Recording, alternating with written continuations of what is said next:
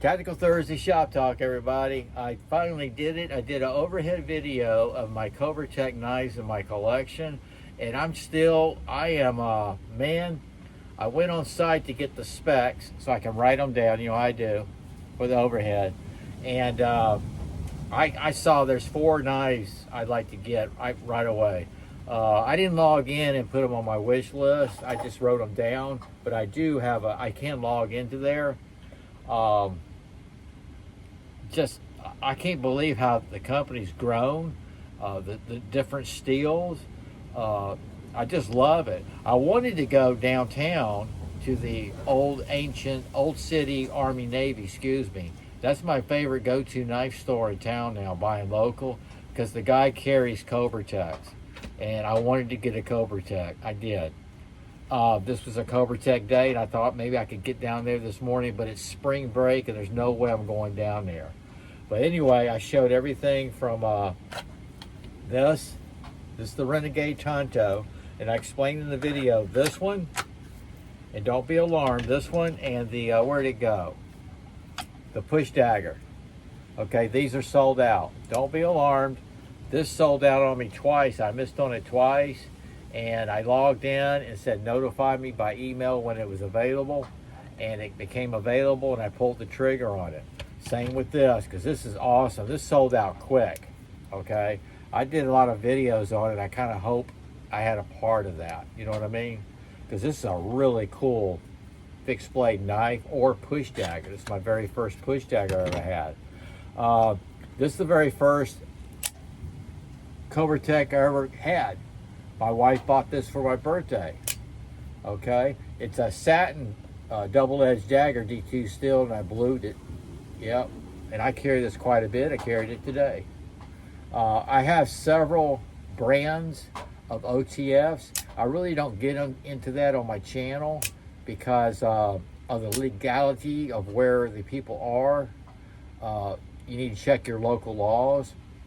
But this one, my point is, this one compared to the other ones, this is my favorite. I mean, there's no shake, rattle, and roll. It has never failed me. It has never misfired. And I use this quite a bit. I carry it quite a bit. You can see the wear from carrying it in my pocket. Awesome knife. So I covered everything. They even got classy liner locks. See how smooth that is? Look how classy it is. All right. And they have, it's not just tactical. The technology, like in this one, this is a hidden release button. Liner lock closes it, and well, check the video. So you can push it right there, but check this out. Now it's a liner lock. Is that crazy? Yep. Okay, and here's the trappers. You remember the trappers I just got last week? Not last week, a couple of weeks ago. Classy. These are traditional, nothing fancy, no autos. Just beautiful, well done trappers, 2-bladed. Here's a trapper that came out with, I believe it was last year. It comes in different colors, has a pocket clip, and this is a hidden release. What you do is you take the bolster right here, and by pushing it up, okay, that releases the blade. You got you an auto. Isn't that cool? Cobra Tech, man. I carried this yesterday, I believe. This is Diablo. Is that right? All right. Oh, one more thing. This is what I carried today, and what I did, I've done a lot of cleaning up. I'm making progress in my shop. It's really nice. I'm coming across some tools that I knew I had, but I didn't know I had that many. This goes way back when I was in business for myself in Orlando. When you're into home repairs and you go way across town and you need something, you stop by Home Depot. That's what I did. And you buy a tool. Before you know it, you got probably 10 caulk guns or whatever.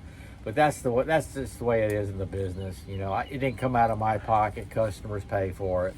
But I opened up boxes with this thing, even though I had this thing will cut boxes. It's sharp. Okay, but I use this because I love it.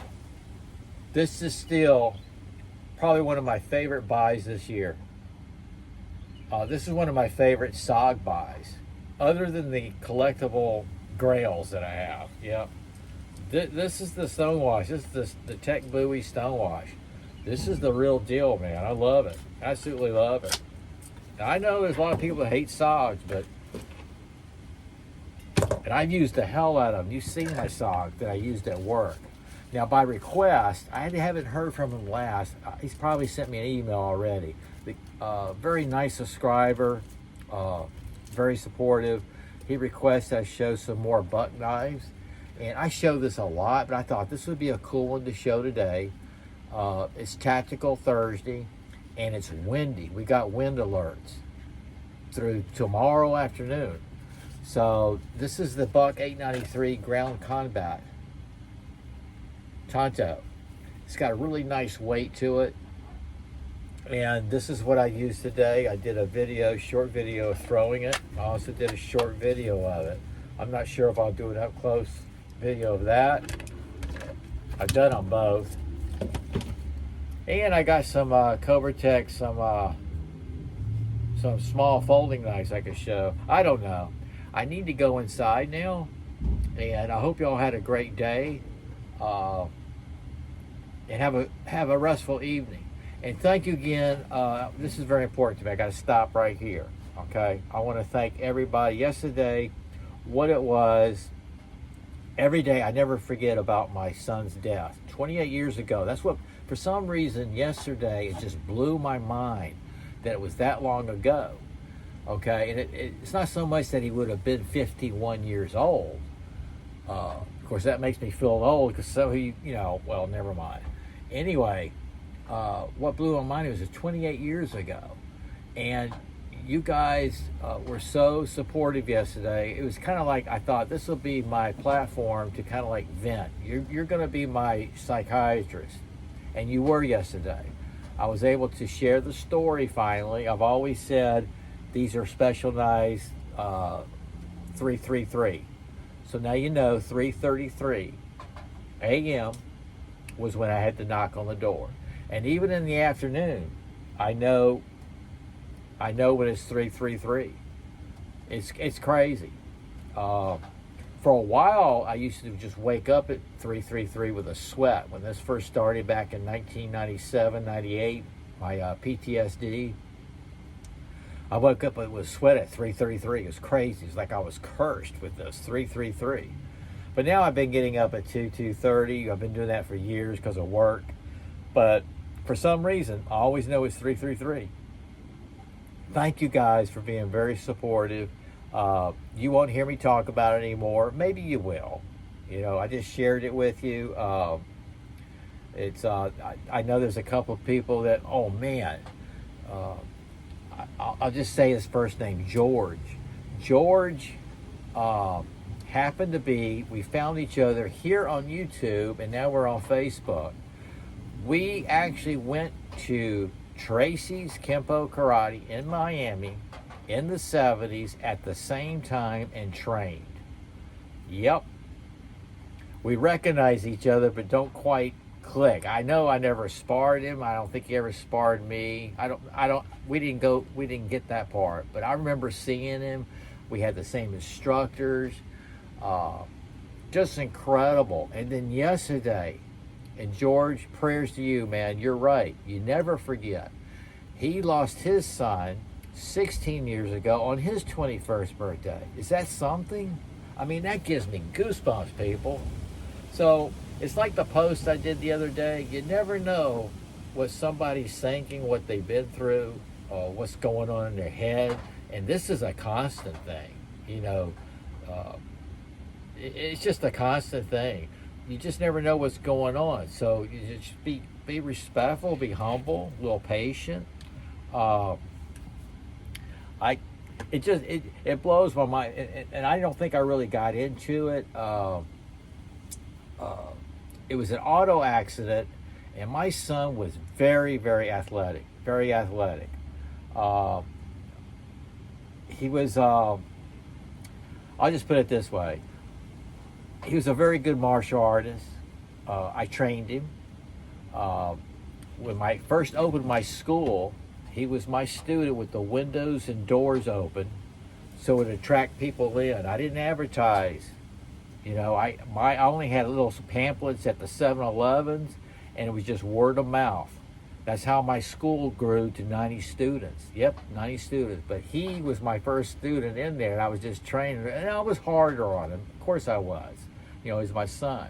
But I'll tell you, in all my years with the school, I've only awarded the rank of black belt to 2 people, and that was my son, and then one other person who was training under somebody else. And actually, his instructor came over to my school. We used to do that, and just shared, you know, techniques and training and all that stuff. But what it is, my son went over, and I'm getting it back on my son. He went over. He moved to California. He had that thing in him to move to California. He had a heavy foot, guys. We were in Orlando, a lot of tickets for fast speed driving. Yep. He didn't do drugs, alcohol, nothing. Healthy as can be. He just had a fast foot, and he didn't wear a seatbelt. Yep, 120 feet in the air.